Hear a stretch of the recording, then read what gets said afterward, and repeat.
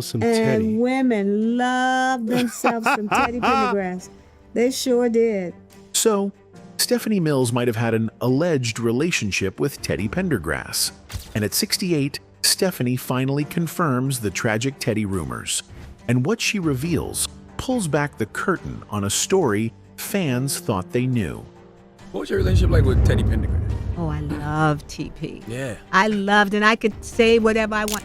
Stephanie stayed out of the tabloids, but not Teddy. From explosive rumors about his love life and famously being an unfaithful ladies' man, Turn off the light.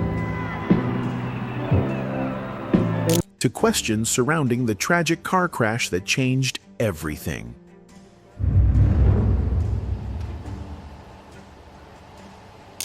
After Teddy and Stephanie made a love song that really hit the right places for a lot of fans, they started to speculate. Was there something more going on? But their connection went far beyond the stage.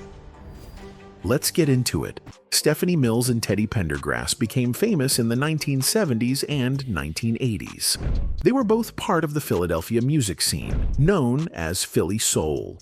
This music had a smooth, rich sound with deep emotion.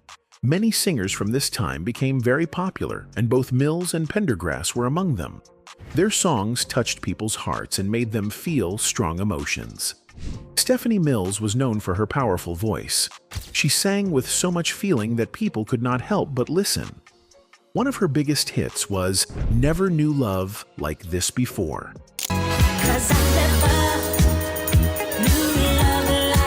The song became very popular and won her awards. People loved the way she sang about love and feelings. She made music that spoke to people's hearts, and her voice made her one of the best singers of her time.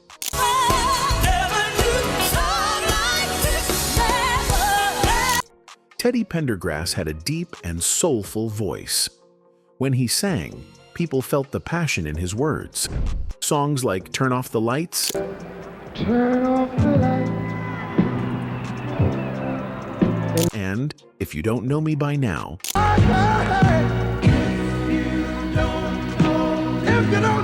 became classics. His music was smooth and romantic. Women especially loved his songs because of the way he sang about love. He made people feel special when they listened to his music.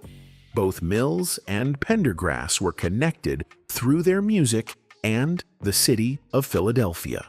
They were part of the Philadelphia International Records PIR label, which was started by Kenneth Gamble and Leon Huff. This record label was home to many famous R&B artists. It helped bring Philly soul music to the world.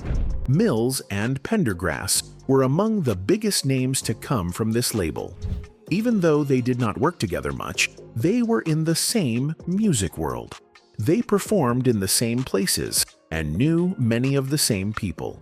Their music had a similar style because of their shared background.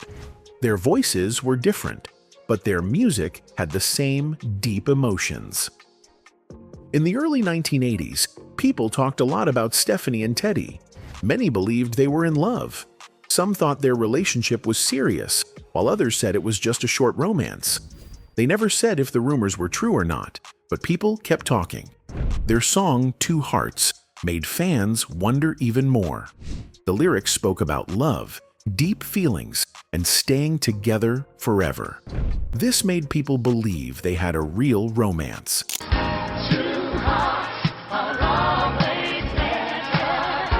In the song, they sang about meeting as strangers but quickly falling for each other. The words talked about love being powerful and how two hearts together are always better than one. This made people believe that the song was about their real feelings for each other. The lyrics described love as something that took them by surprise. They did not expect to fall so deeply, but when they did, they could not ignore it. The song talked about how love changed their world and made them feel complete. It said that their love was strong and that they did not need anyone else.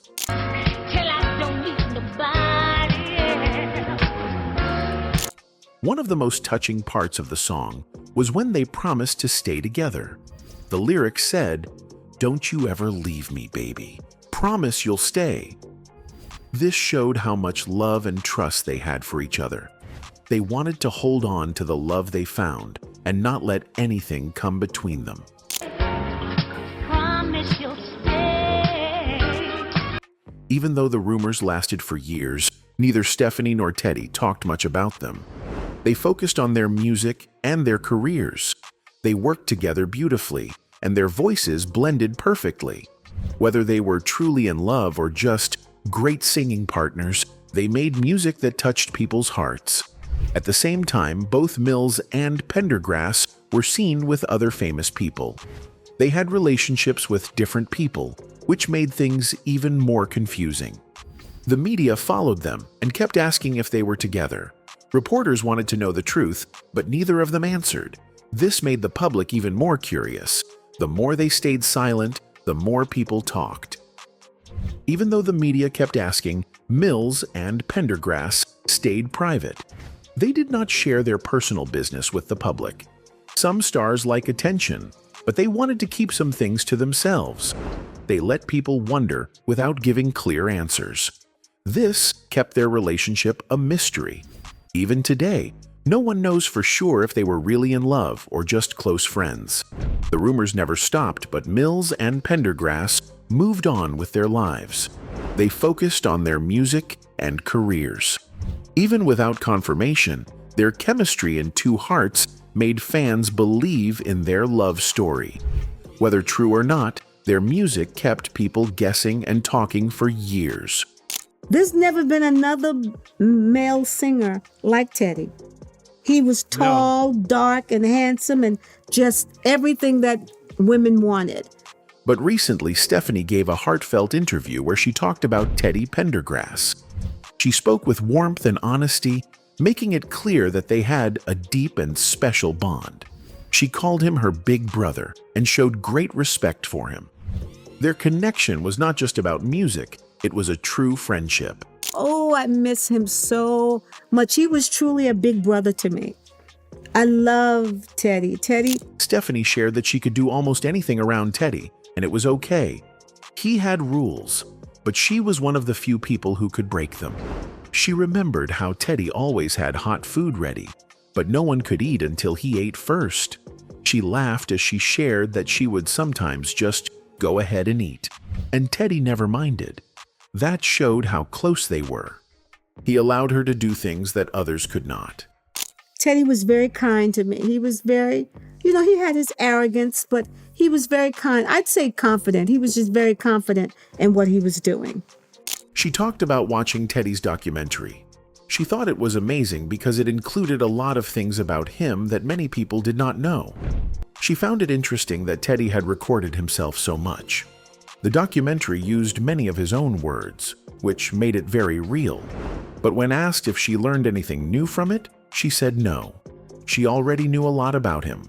She was supposed to be part of the documentary, but chose not to.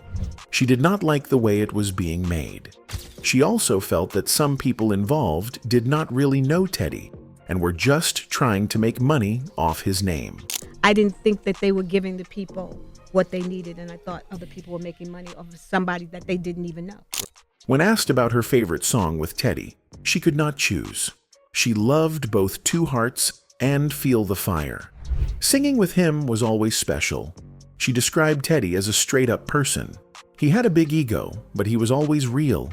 He did not pretend to be someone he was not. Stephanie also talked about recording sessions with Teddy. She remembered them well. She said the sessions were sometimes like a party, but other times they were all about business. Teddy was a big star at the time, so sometimes he had an attitude. But she could talk to him in a way that others could not. She would tell him to come on and just do the song. That was the kind of relationship they had. Teddy was a lot. He was a lot. He was the biggest star at that time. So I would have to say, nigga, come on, let's do this song and get it over with. I would talk to him like that. The conversation then moved to a movie about Teddy Pendergrass. She was asked if Lee Daniels had contacted her about it. She said no, but she had heard that Tyrese Gibson was supposed to play Teddy. She believed Tyrese could do a good job, but one thing bothered her. Tyrese often said he was like Teddy's son. Stephanie disagreed. She never saw him around Teddy. She spent many Thanksgivings at Teddy's house, and Tyrese was never there. Maybe he was around towards the very end of Teddy's life, but she never saw it. I don't like that he goes around saying he was Teddy's son, because I never saw him around Teddy at all. Not at Thanksgiving, and most Thanksgivings I was at Teddy's house. She admitted that maybe Tyrese meant it in a spiritual way, like he felt a deep connection to Teddy. If that was the case, she understood, but she still hoped the movie would stay true to Teddy's real story. She told Charlie Mack, who was involved in the film, to make sure they did not add unnecessary drama. Stephanie expressed frustration about how the media treats black artists. She felt that when it comes to legends like Teddy Pendergrass or Michael Jackson, people always add negative stories about their lives. She pointed out that white stars, like Elvis Presley, did not face the same treatment. She said that in the music business, black artists are often tolerated but not truly celebrated. Stephanie Mills spoke with love and respect for Teddy Pendergrass. She shared personal stories that showed how special their friendship was. She made it clear that Teddy was not just a music legend. He was also a real person who meant a lot to her. Some people even said there was a love triangle involving other celebrities. Stephanie Mills once spoke about her past love life. She said Michael Jackson was her first boyfriend.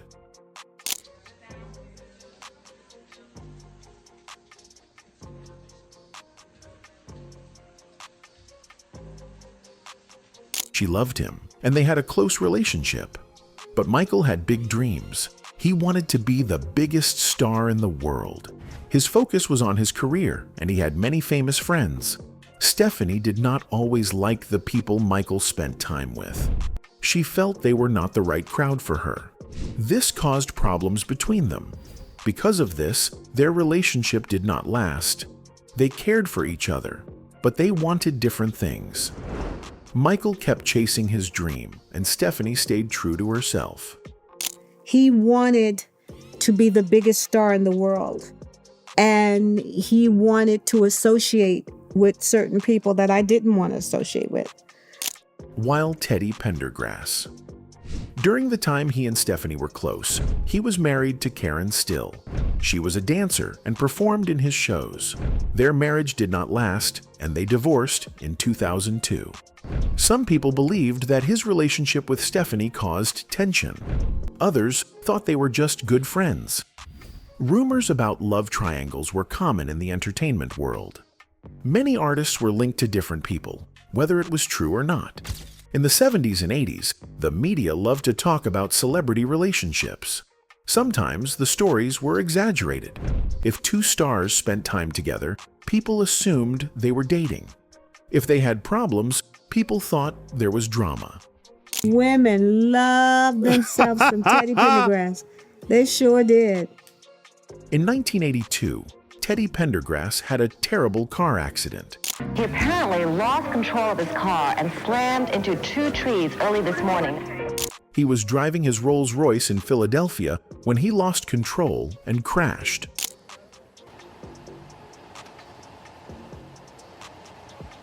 The accident was very serious. It left him paralyzed from the waist down, meaning he could no longer walk. This was a hard time for him.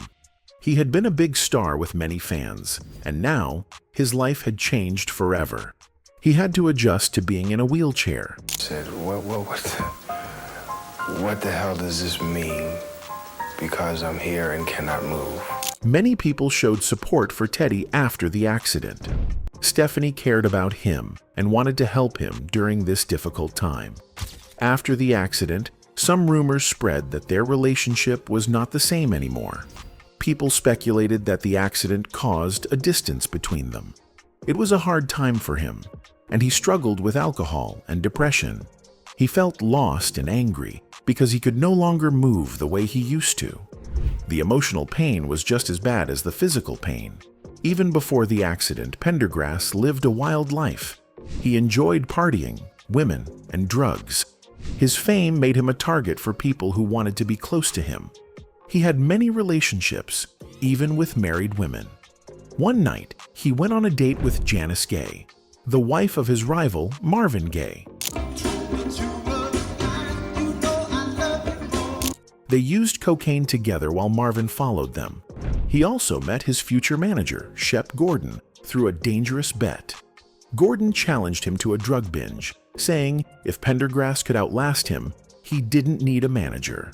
After days of partying, Pendergrass collapsed first.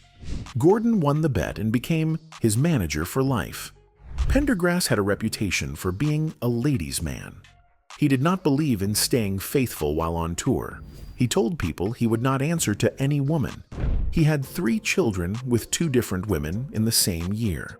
His wife, Karen, and other women in his life knew about his ways, but they accepted it. To him, love and relationships were not about commitment. The accident forced Pendergrass to slow down. He faced deep depression and even had thoughts of ending his life. But over time, he found a way to fight back. He refused to let his disability define him. In 1985, he made a big comeback at the Live Aid concert in his hometown of Philadelphia. It was his first performance since the accident. He appeared as a surprise guest with Ashford and Simpson. The crowd, mostly white, cheered loudly when they saw him. This time, people didn't just see him as a sex symbol. They saw a man who had fought through pain and struggle. He sang from his wheelchair, and tears rolled down his face.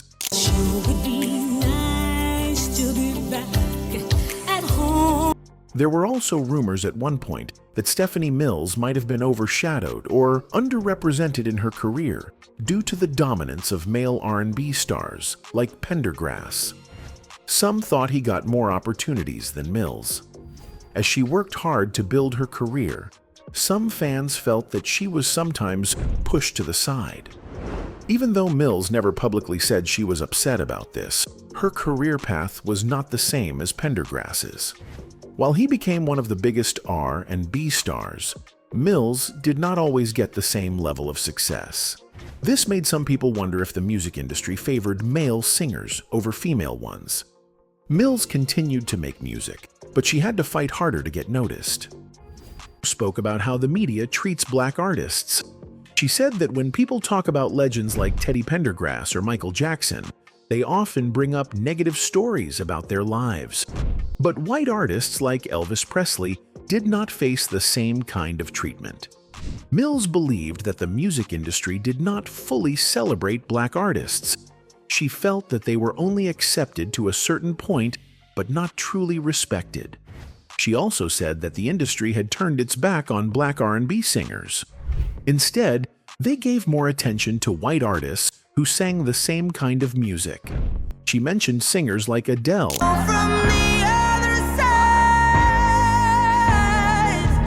and Justin Timberlake, who became very popular in R&B style music. She also pointed out that talented black singers like Kenny Lattimore did not get as much recognition, even though they made great music. Other black artists have said similar things. Mary J. Blige, another successful singer, also spoke about how hard it is for black women in music. She said that, as a woman, it was already difficult, but being a black woman made it even harder. People told her that her career was over, but she refused to give up. She kept going because she believed she still had more to offer. Mills also talked about how black female artists were placed into certain categories. She said that people wanted to label their music as urban or rhythmic, even when it did not fit those labels. She wanted to create music without being put into a box, but she faced resistance. Even with these struggles, she kept making music and proved she was a true artist. Turn off the light. Some people believed the label promoted male singers more and did not give female artists the same opportunities. This made people question if the label was fair to everyone. Some believed this favoritism caused problems between artists and the label's founders. In the early 1980s, Pendergrass faced a serious controversy. He was accused of sexual assault and was arrested. This was a shocking moment for his fans and the music industry. However, the case never led to a conviction, and the truth was never fully proven in court. Still, the accusations damaged Pendergrass's image. People in the media talked about the case a lot, and some of his supporters started to doubt him. The controversy also raised questions about his relationships with other artists. Some wondered if this scandal affected his professional ties with colleagues like Mills. When negative stories like this spread, they often made it harder for a singer to continue their career smoothly. Pendergrass had to work hard to rebuild his reputation. There were also rumors about Pendergrass's personal life that caused problems in his career. Some people believed he had an affair with the wife of Kenneth Gamble, one of the founders of his record label. If true, this would have created tension between them. Affairs often lead to broken trust and anger, especially in professional relationships. Some believed this affair played a part in Pendergrass falling out with important people in the music business. It was said that this situation led to distance between him and Gamble, which may have affected his career at Philadelphia International Records. Pendergrass had many successes, but these controversies followed him. The music industry is full of competition and power struggles. When an artist faces personal or legal troubles, it can change how others in the business see them. Some believed that these issues made things more difficult for Pendergrass. He remained a talented singer, but these scandals left a mark on his career. I was baptized at the age of 7 at Cornerstone Baptist Church, and yes, I started singing in church. That's the freest place to start. Stephanie Mills started her music career when she was just a child. At 9 years old, she performed in the Broadway musical Maggie Flynn. When she was 11, she won Amateur Night at the Apollo Theater for 6 weeks in a row. Because of her talent, she got the chance to open for the Isley Brothers, a popular music group. I always sang, and because my family thought I was good at singing, they took me out to auditions and things. So that's how I got Maggie Flynn. I auditioned for it.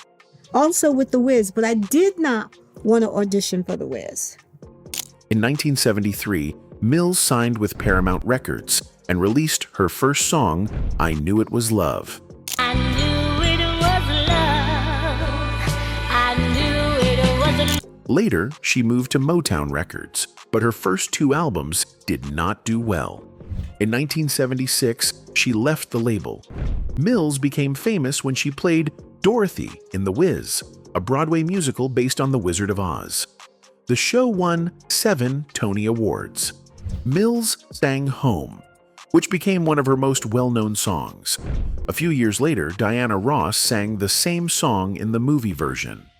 Even though she was popular in theater, Mills had not yet found big success in music. That changed in 1979 when she signed with 20th Century Fox Records. She recorded songs like Put Your Body in It, You Can Get Over,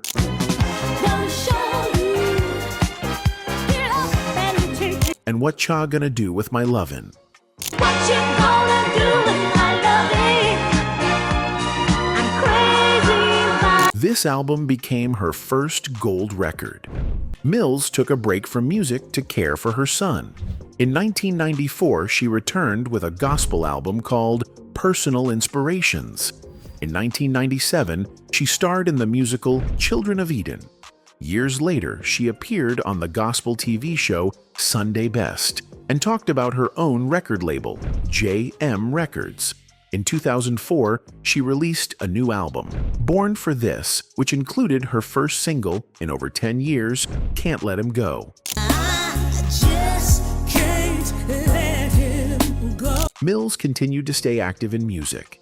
In 2012, she released a Christmas song called So in Love This Christmas. In 2015, she played Aunt Em in the NBC Live version of The Wiz, 40 years after her first role in the show. In 2018, she made headlines when she criticized singer Sam Smith for saying he did not like Michael Jackson. Mills defended Jackson and called Smith a one-hit wonder. In 2021, Mills participated in a Versus battle against Chaka Khan, where both singers performed their biggest hits. In 2024, she returned to Broadway after 40 years, playing a role in the musical Hadestown. Stephanie Mills has had a long and successful career, proving she is a true legend in music